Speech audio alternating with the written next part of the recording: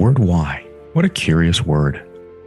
The kind of word that can make us cringe, feel defensive, or even distant. But you know, sometimes why is the key. The key that can unlock so much to our lives. Join me as we explore the why with fascinating contributors to the world. Those that entertain us, inform us, teach us about life, and if we're lucky, inspire the next in all of us. I'm your host, Dr. Rod Berger, and welcome to HeadRoom, a production of Rainlight and co-produced by Old Soul. Let's go. Looking forward to this conversation, and if it's anything like what we were just discussing off air, I think it's going to be a fantastic opportunity for the audience to learn about not just what being an entrepreneur is and when it starts. And I think it starts really early, and we're learning that from so many young people and schools that are building entrepreneur programs, but how that impacts our perception of self and brand. And with that, I want to welcome in depth with Graham Bensinger, to the program. Graham, look, we talked off air about just some of the background of you and what you've been building over time. I want to start with this. So let's go deep right away. Tell me about your relationship with success. Relationship with success, something I strive for, something I have never felt like I've achieved personally.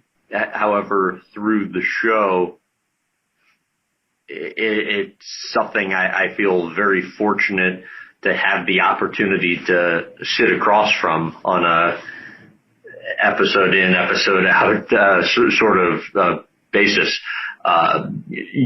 We are lucky to have the chance to profile some of the most notable figures on the planet, whether that's, Tom Hanks or Richard Branson or Lewis Hamilton or, whoever it might be, these larger than life figures who have achieved a great deal of success in their own right. And, I pinch myself quite regularly, knowing that not only do we get the chance to travel to all these interesting places, but I get paid to sit across from uber successful people and just learn about their path to their position and highs and lows and lessons learned. It's a great treat. Talk about the highs over the journey, right? So in doing prep, you've been doing this and pursuing this, the brand of what you're doing here in media since you were a young kid, right? Going to the ballpark early, wanting to get autographs, sort of wanting to get the behind the scenes access. I would imagine that the highs change over time, right? So in the beginning, I don't know, you tell me. There's that great clip of your dad talking about picking up the phone and it's OJ or it's Ernie Banks. Like what those highs are at the beginning of the journey where you've secured a guest and what it's like now, because, you have an incredible roster of people that you've talked to that at some point it becomes, I would imagine, not commonplace or expected, but people want to be associated with those who have influence. And so you've reached this, I think, level. And any entrepreneur, when they reach that level of success, do you have to remind yourself, like, how do you stay engaged and excited with that sort of youthful, exuberance that keeps people going?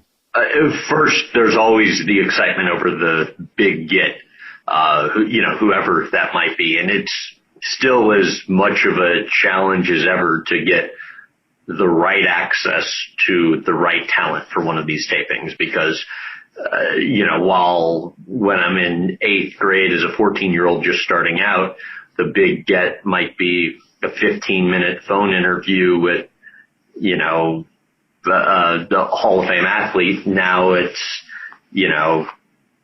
might be traveling to the other end of the world to spend a few days with some A-list star. So the goalpost kind of changes over time.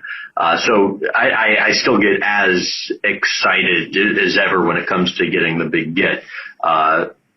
Signing on a big advertiser or sponsor relationship, signing on a big distribution partner to carry the show. I really view my job as pretty much all sales, absent the preparation for the taping and the actual taping. I'm on the road probably 250 days a year for work. A very small portion of that, pandemic notwithstanding, is the taping travel. The rest is, meeting with, business partners. So whether it's trying to sign on a big distribution relationship or, add sales or book a big guest, that's kind of all sales. So, I get as kind of excited for the wins as ever before. So what's the best label for you? You talked about sales. You're on camera talent. That probably doesn't do you justice in your ability to ask really good questions and thoughtful questions, and give people space. Like, you're not afraid of the pause, which I think is something that people who follow you, I think that they appreciate, which is you're a bit of a decanter, right? You let the wine breathe and then see how they respond. So what label do you feel most comfortable with? Or it's that old pair of jeans. Is it that you're a business owner?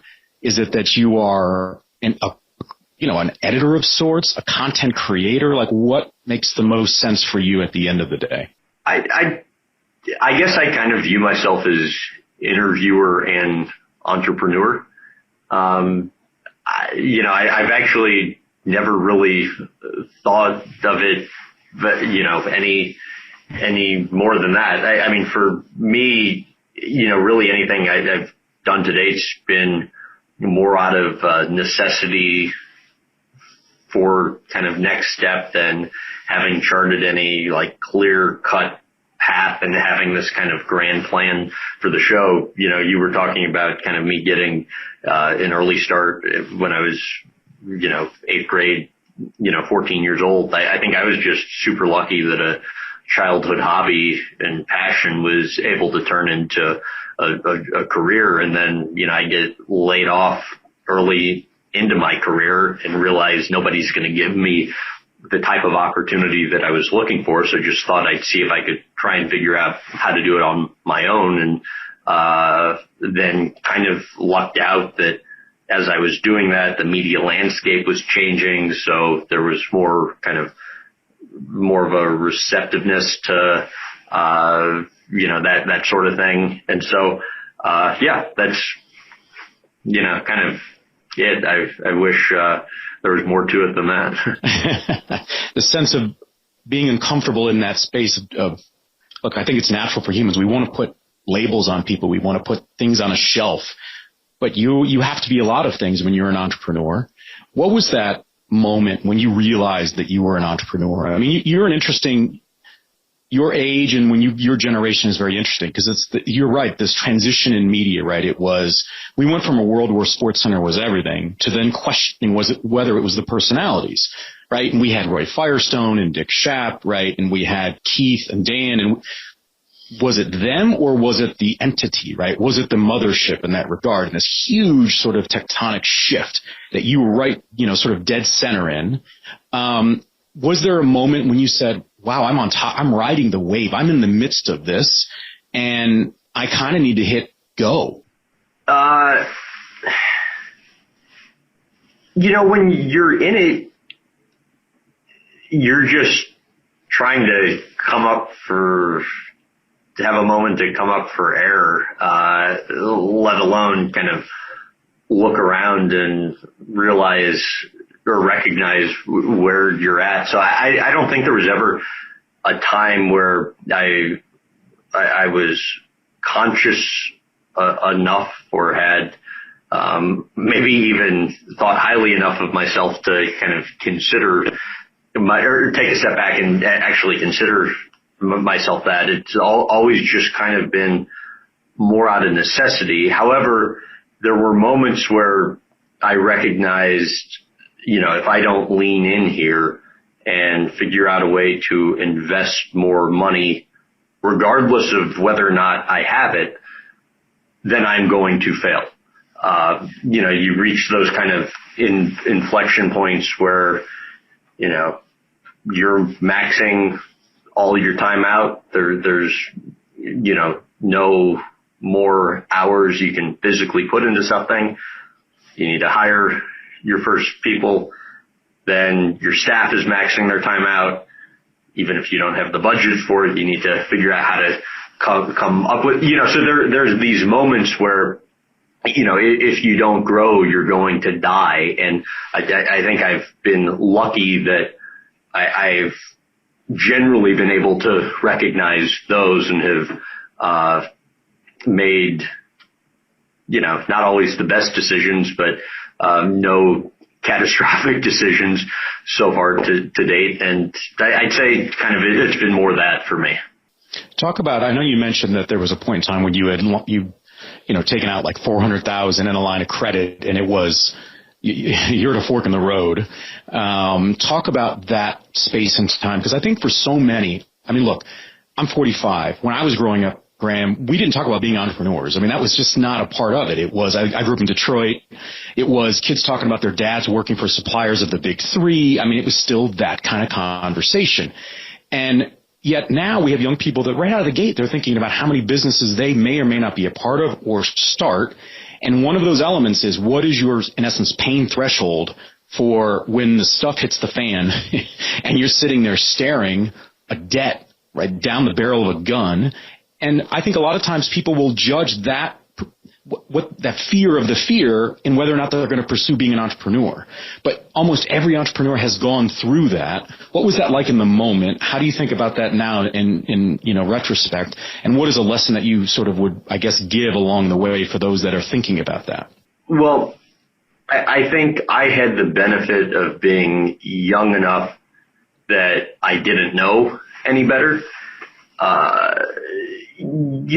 It's very easy to think about wanting to do something and having some general idea of the time perspective. But then when you're actually in it and, all of a sudden, this passion and hobby turns into a career, then the career is no more. And then you're trying to revive it by doing your own thing.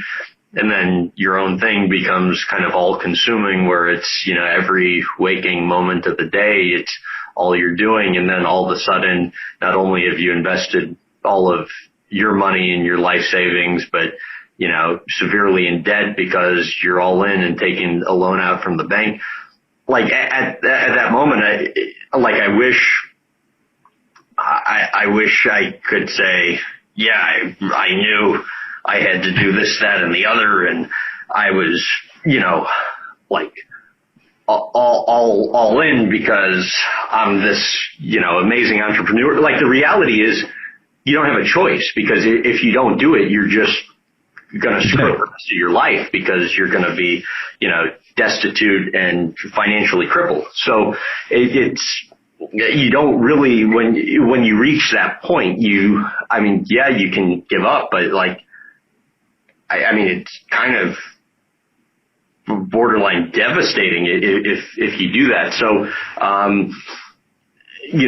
I was benefited by not knowing any better. And then once you're in it, you just don't really have the choice. So I think the lesson I've learned to date is it was really important to me to try and put myself in a situation where, time investment and results could have some correlation, because in my prior roles, I got laid off of NBC Sports, where I was doing digital work for them as, a 22-year-old at the height of the kind of Great Recession.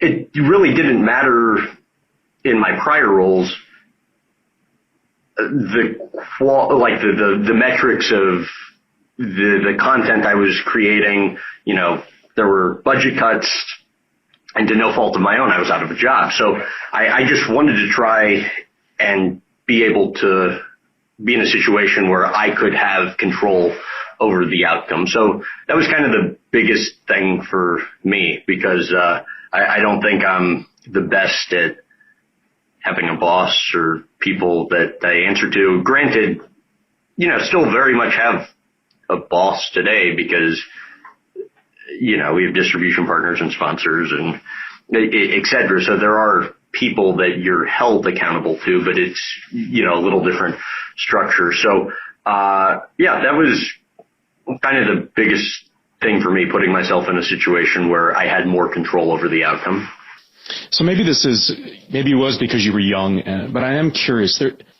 When I talk to entrepreneurs off the record, right, whether they are interview subjects or neighbors or dads at soccer games, there's this notion that the minute that we sort of put ourselves out there publicly, and we just even, look, we're going to start X, that there's this pressure, this fear that we have that almost every time, like if you and I are seeing each other at the soccer field, right, and kids are playing, every time you run into me or someone that you've shared this news that you're starting a business, you almost feel that you have to share an update. Like that there's growth over time. And I've heard some incredible stories where people have, in essence, made up that they have a team, that they're building a team, and you really dig deeper, and that we is really an I. But this pressure that we all feel to show growth, and attainment of success as we're building it, right? Because we have the right idea. We've cracked the code, these sorts of things. What was that like along the way as you were going? I mean, I know you had some points of inflection where, you interviewed T.O. and that sort of blows up nationally, and you interview O.J. and then you're getting death threats. So you had some things that I think were really flags in the ground. But talk about that pressure to have that conversation where you could either share there were financial challenges or self-doubt. But how did you handle that? And did you have certain people that you shared everything with? Or did you have something right out of the gate you said, I'm keeping this to myself. It is just myself and my mind. And when I go to bed at night, I'll process that. Yeah. Well, a couple things that come to mind. And I guess the biggest one was when I was transitioning from being, a hired hand. So, working for an outlet to being out of a job and then starting my own thing. During that time, in my early 20s, everybody kind of in my social circle thought I was a success because, I'd been on the Tonight Show and some other late night shows and had some interviews that got a lot of exposure. Meanwhile, I'm a college dropout. I left school after a year and a half because I was getting good work opportunities. All of a sudden, I have no job. I have no money, so I'm living in my old bedroom at my parents' house. And so there's this kind of perception on the outside that I'm this success. And, personally, I think I'm, anything but, and feel very much, like a failure, and realize that, like, if I don't figure out a solution to this, I'm going to need to go out and get a real job in, short order. The clock is ticking. So there was that, and that was kind of personally motivating for me and always made conversations socially kind of strange.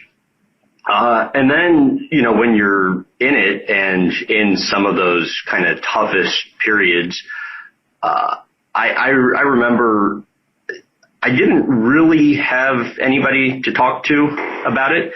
It was, you have your kind of close friends, but, in your social circle at that time, I mean, people are just coming out of college or going from college to grad school or college to entry-level jobs. And so there's not really anybody that you can identify or that I could identify with and share those experiences with. So, when stuff was at its worst, it's a kind of crippling feeling, both, mentally, physically, like you're all in, like it's, not fun, but there's, no other choice. I think if I had to do it again and I could change anything, it would be, having somebody that I could talk to about those experiences, because it would have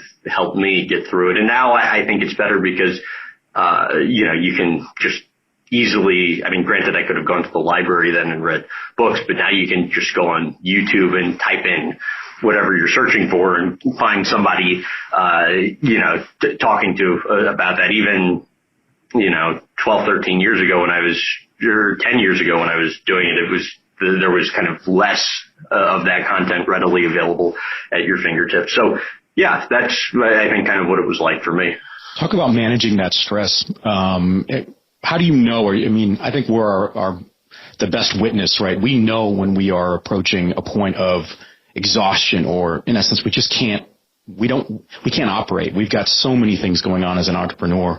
What is that like for you? Do you have is there some marker for you? Is there a Cliff Notes version of, man, this is my indicator that things are breaking down. I can't be everything to everybody, and I need to circle the wagons for myself.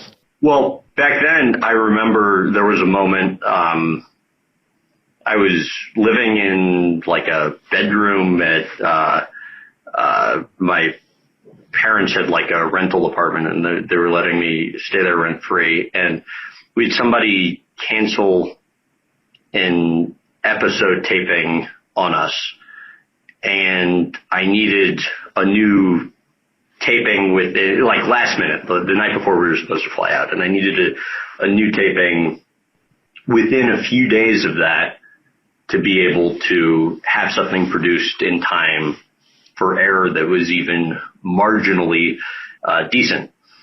And, had no team. We're doing all freelancers. So, to find a new team of people on a couple days notice to fly somewhere, let alone find a new guest to book on a few days notice when you normally spend 100 hours preparing for something, a nightmare. And I remember kind of, for me, that was the moment where I was just like, sitting on a bed in this apartment, realizing like I can't, it was just like, that's my max. Like, you reach a point where you're just like, you can't like physically, give any more. I think it's moments like that though that help you, it like teach you like capacity, what you can handle. Yeah, I don't know, super valuable experiences to be able to go through that. Building that resiliency. Yeah, and then as you go through situations like that, more, on occasion over time, it then, at least for me, I think taught me to manage stress and pressure at least marginally better, whereas now, stuff that would normally whack me out completely, it's just, you have an easier time with, and I've kind of learned that's part of the game. And then over time, and you have a little more success, you then have more resources, so you were able to build a team to handle some of the crap as well, so you aren't, shouldering everything. And yeah. Let's talk about brand. So I always find it interesting when a company is the person and their name, because we are in a world where brand is everything, right? You've got to be aware, I guess, of how you're represented, what you're aligned with, what you're associated with 24/7. At what point did you realize, I've got to take this very seriously? I can't just be the young, cute kid out there where people go, oh, that's so nice, right? He went to school with Costas' kid and he's just persistent, right? If you'd been doing that at 30, who knows what the response might have been. But at what point did you say, wow, I really need to think about this because my name is on the cover here, right? And there are implications to that as well, because I would imagine that you feel like you're in a fishbowl. Yeah, I think, early on, it was very clear I was getting access to folks because, it's the novelty of a 14-year-old kid running around the locker room, or even who has the guts to ask some deep questions, right? Right, or even an 18 or 19 or early 20-year-old kid with audience size, with access disproportionate to audience size. But, it was kind of a very natural progression, I think, in terms of, it becomes increasingly obvious that you can't use, I'm a 5-year-old doing interviews is a selling point. Like, who cares? You're like everybody else. So there's that, and you begin to recognize, you're judged based on the quality of your work as opposed to, bullet points and, a pitch email in terms of being able to get access to, some of these larger than life figures or get on outlets that, give you big audience sizes. So I think there's like that piece of it. And then at an early age, I think I was always conscious of being careful about whatever you put out into the, digital ecosystem, because that's out there forever. And they probably give a lot of credit to my parents for that, who've been big influences, to me. But, whether it was, a picture from a party that you untag that gets posted on Facebook, or just always kind of being conscious of, what you put on Twitter or, wherever. There's not a lot of, I think I was always operated under the thinking that there's not a lot of upside by posting anything that's even, borderline controversial or inflammatory, especially considering, you want to get access to people from all walks of life, regardless of what their beliefs or, political affiliations might be. HeadRoom is produced by Old Soul, a one-stop marketing agency that understands the power of brand and nuance. Reach out to my guy Matt at Old Soul and supercharge your brand and content strategy. That's Old Soul. Shoot Matt a note at aoldsoul.com. That's AOLDSOUL.com. And now, back to our guest.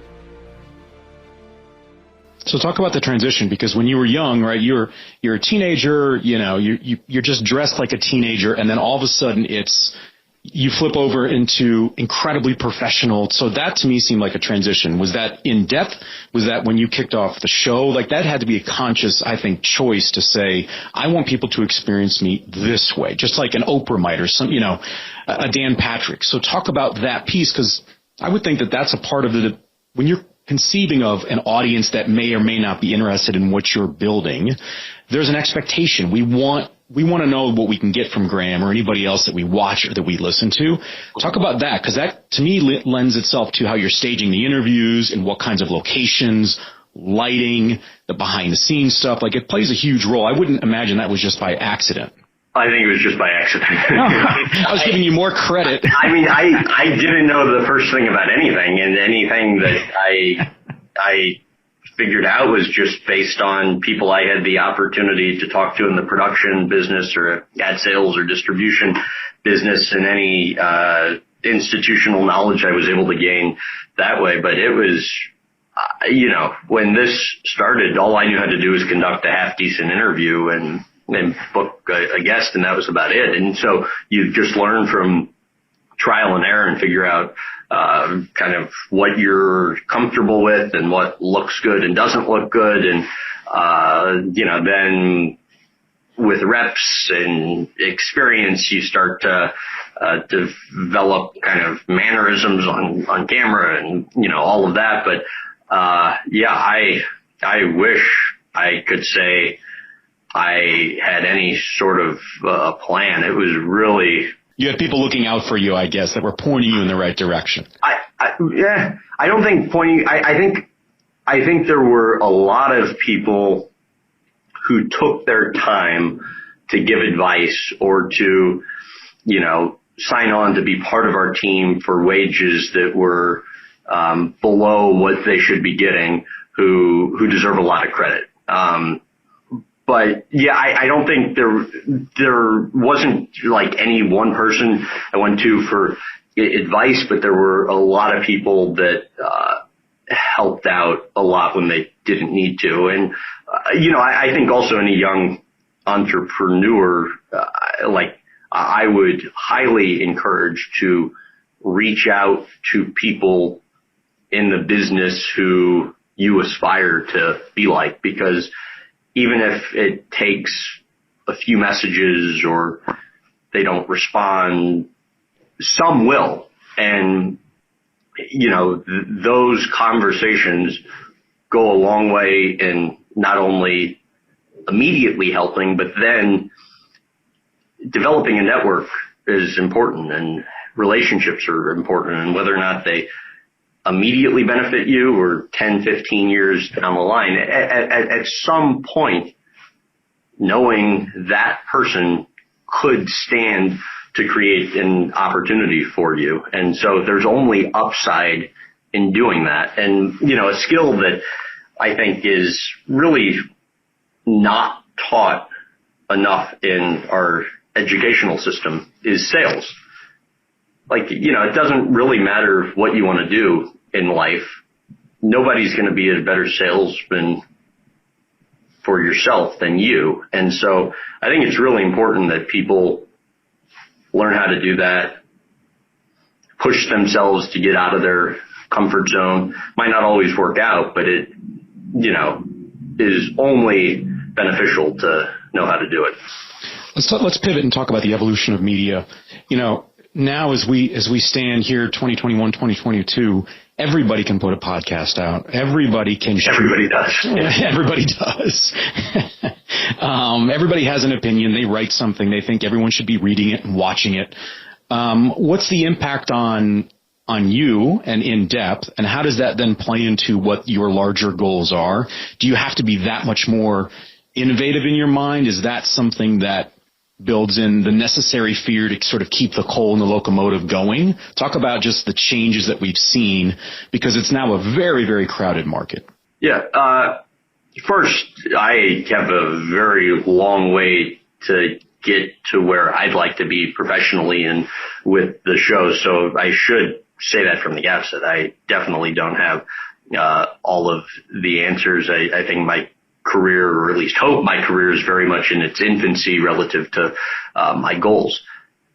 I think it's a great thing that the barrier of, it's, low cost, easy barrier entry now. I think so often people have been unable to break into the industry because of various factors, money notably. Now, for a nominal cost, you can, develop an audience. It's hard, but having success in any industry is hard. It's like not rocket science. You work hard to create a quality product, and if you invest the time, you're going to develop your craft. And if you develop your craft and continue to invest the time, you're going to grow an audience, and anybody can figure it out. So I also think competition is good. We have far below the audience I'd love to have, but I think with more people in the space, it's harder to develop an audience. But if you continue to work at it and you feel the competition and use it as motivation, then it's all helpful tool. So I like it, and it's it's hard, but nothing's easy. It doesn't scare you. When you do well at it, yeah. So talk about that. So you've said this a couple of times, that this is not you're not at the end, phase, right? Sure. So you're not a complete product in this way. So you're continuing to iterate. So where do you envision in-depth going? Is it just in-depth? Are there derivatives to that? Daily efforts where people get engaged with you? What do you envision as being a way to not only build audience, but potentially, I guess, opportunity in what you're doing? I think long term, first and foremost, continuing to improve the quality of our product. Single most important thing. I think with that like to continue to build the audience size. As you improve the quality of the product, you can grow the audience size. As you grow the audience size, you have the resources to improve the quality of the product. So they do go hand in hand.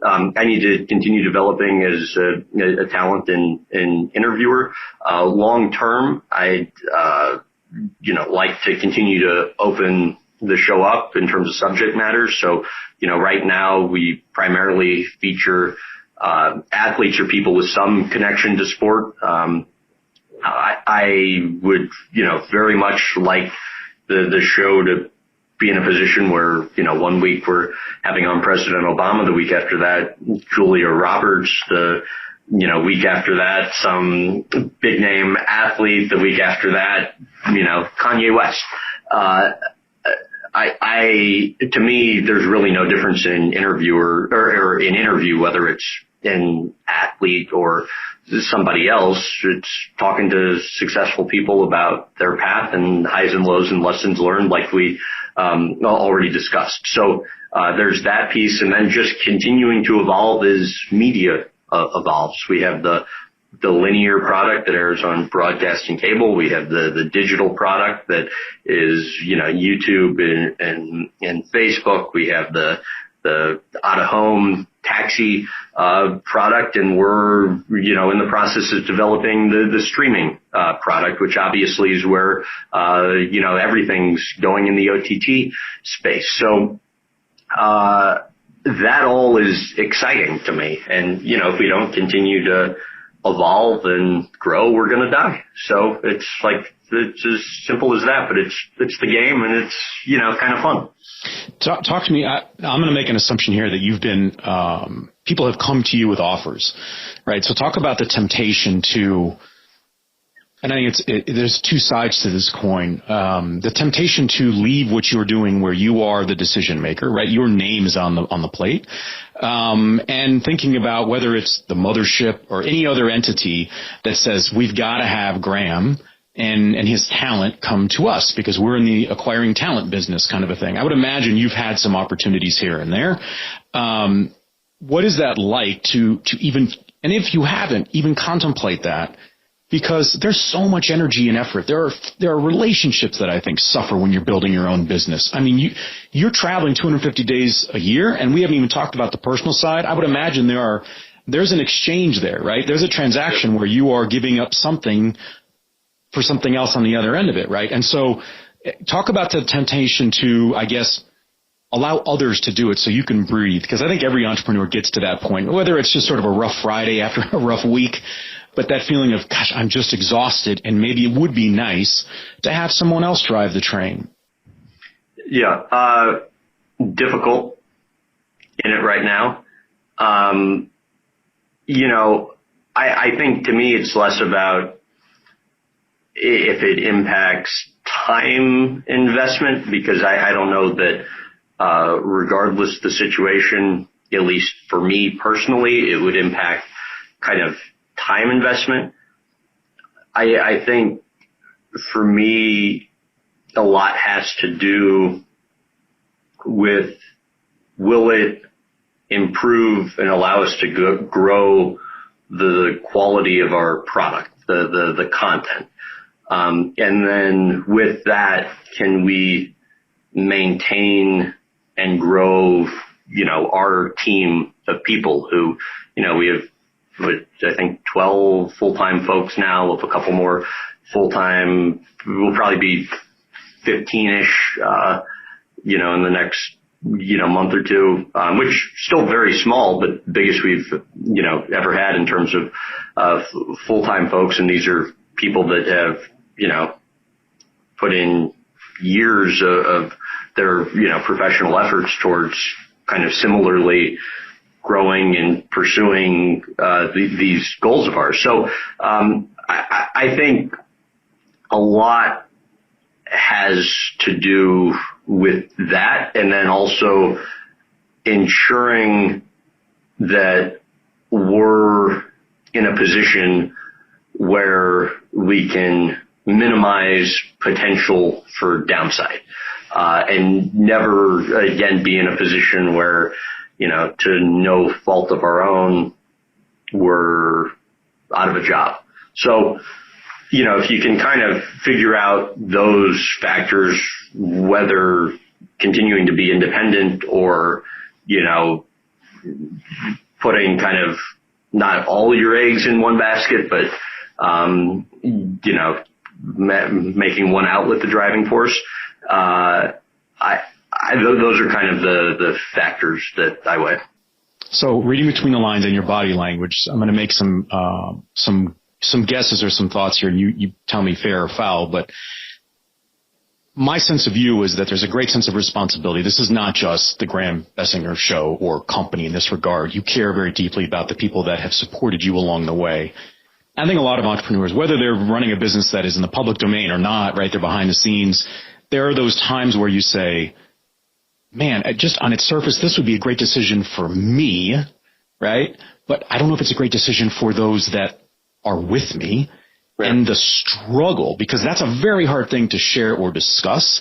Am I picking that up correctly? I mean, I can sense it from you, and it's not that Zoom is in this, sort of 3D realm where I can but I get this sense from you that there's so much more than just the show, the product, and what you want to do going forward. There are human beings tied to these decisions, right. And that is really the driving force. Yeah, I mean, I think, we're in season 12 or year 12 of the show now. The first very many seasons, I think I was pretty dismissive of others' efforts. Less out of intention and more just out of lack of consciousness, because you have your head down, you're overwhelmed, just trying to, you can barely figure out right from wrong yourself, let alone, take the time to give, that boys to, people that you're working with. Completely wrong, but, unintentional. Over time, you realize, I think more because you're just forced to, because, you aren't doing the things necessary to build a team. So people, leave you, and you, ask why, and, you understand you can't do everything yourself. You just learn to kind of appreciate and respect, others for what they bring to the table, because it is truly a team effort. I'm a key part of it, but only part of it. And so it's hard building a good team. I think we have, I know we have the best team we've ever had before. And, it can go away quickly. I've lost, many years back, a lot of people before, and, it can be devastating. So when, you recognize that you're in that fortunate of a position to have a great team, you want to do whatever you can to kind of maintain that, one, selfishly, but then two, you over time, to your point, recognize that, it's a responsibility, and one you should not take for granted, aside from the fact that, people have, mortgages and, spouses and kids and, Is it okay to be selfish as an entrepreneur? Is there some level of expectation even from employees, just in general, not just you, where, if I'm working for you, I kind of want you to be a little bit selfish because it's gotten us to this point. I mean, it does feel like it is a fine line to thread that needle. I don't think people necessarily expect it. I think they might grow to accept it.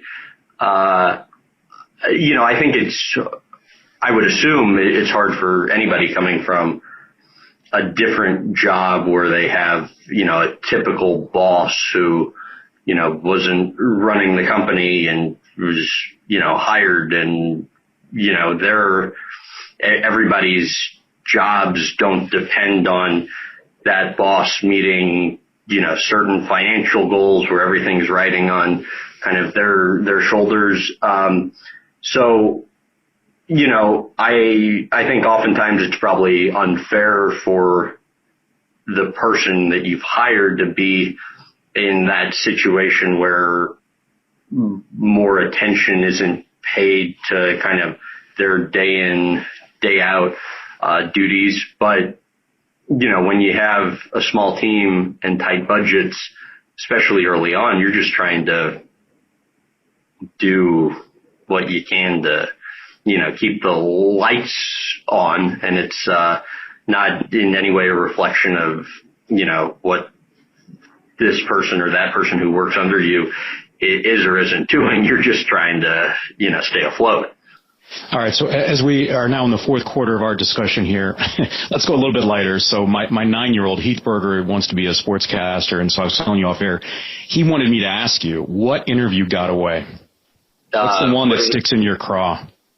That you're okay saying, Paul. Well, I was okay. I'm not going to give the name right here, but I have one where, we're in it right now where, we've done, a taping with, this person and, they've decided they don't want to do the rest of it for reasons that, really make no sense.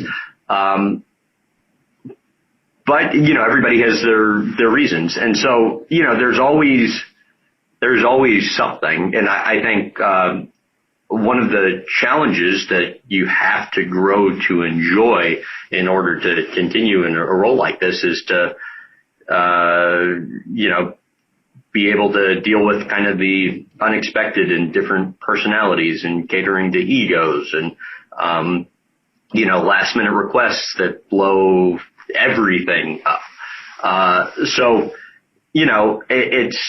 I've had ones before where, people get up from the interview because they think like my facts are wrong, where then they'll like actually double check it and realize we were right and then sit back down.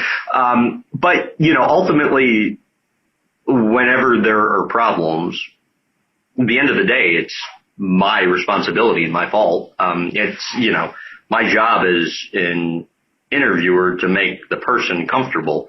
And, I'm going in oftentimes hoping, or some cases arrogantly expecting to be able to ask the person about the deepest, darkest moments of their life. And so, it's on me to make them and make their reps comfortable. Otherwise, I'm not doing their job. So generally where there are issues, it's my failures and, nobody else's.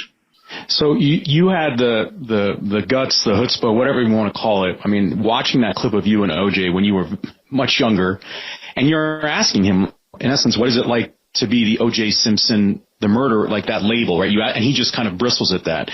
And I thought, I don't know where that came from. Is that like the young kid that starts gymnastics that doesn't realize they're flipping around and could absolutely maim themselves? And you go, they're just too young to know any better.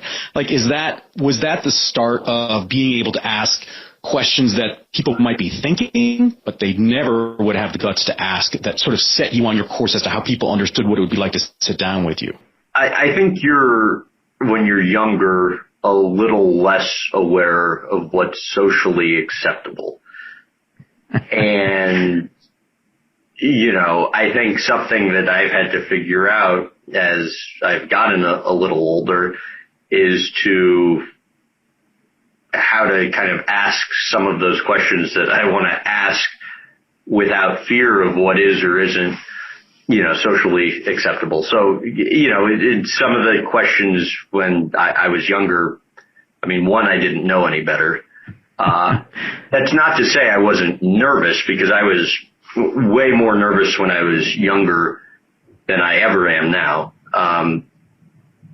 I would get nervous when I was asking something about a topic that I knew was sensitive, even if I had less of a filter.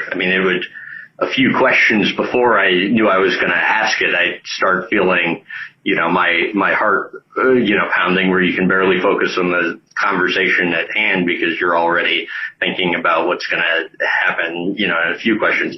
I will still, to this day, when I know something very sensitive is coming, have those thoughts start to creep into my head. But, I also feel like with sensitive subject matter, oftentimes, first, you're going to get the benefit of the doubt more often than not if you really do your homework and you come prepared, because most people do not. And then tonality, inflection, how you lead into a subject, goes a really, really long way. You can get away with a lot with questions if you, approach it in a non-threatening way. And so, I probably learned the most from the situations where I have not gotten the benefit of the doubt, where, I've pissed people off with the question. They're hard to look back on, and sometimes I don't even, because it is so vivid in my mind, those situations where I screw up. But most commonly it's because I didn't lead into it the right way. So I think over time, those experiences have helped a lot with, future interviews. When's the last time you sat down for an interview, and even though you did your 100 hours of prep, you had to remind yourself to be professional because you were excited to be in their presence, you have been a fan of theirs? Like, how do you separate? I think we've come a long way in fandom, right? Used to, you could never do that in broadcast journalism. You just didn't know people's affiliations. And now, if you don't, it seems a little bit odd. So when's the last time when you sat down thinking, I've got to maintain center here because, this could be a terrible interview, one that I might really enjoy over a beer, but the audience isn't going to like? Tom Hanks. Tom Hanks, yeah. I think it was like a year ago. I mean, it's Tom Hanks, I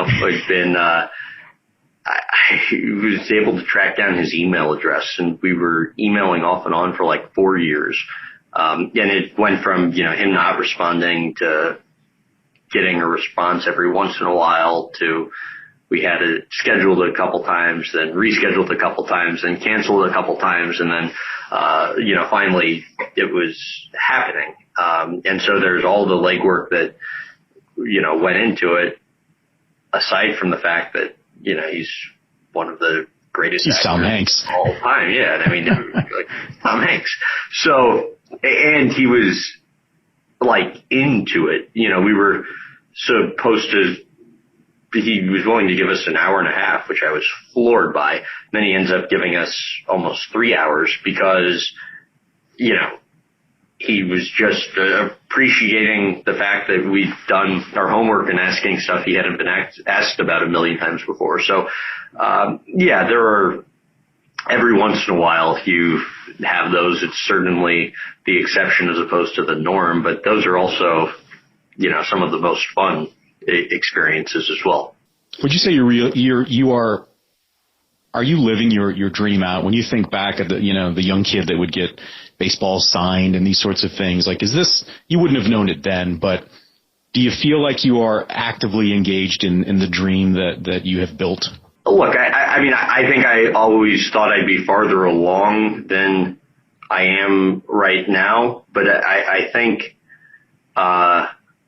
I'm very conscious of how lucky I am to be in this position and doing the only thing that I've ever wanted to do, since high school, and having a team of people and a team of partners and a family that, believes in me and supports me in that endeavor. Feel super, super lucky. And, admittedly, and this is no joke, at some point every day, I just think to myself how incredibly fortunate I am. So, yeah.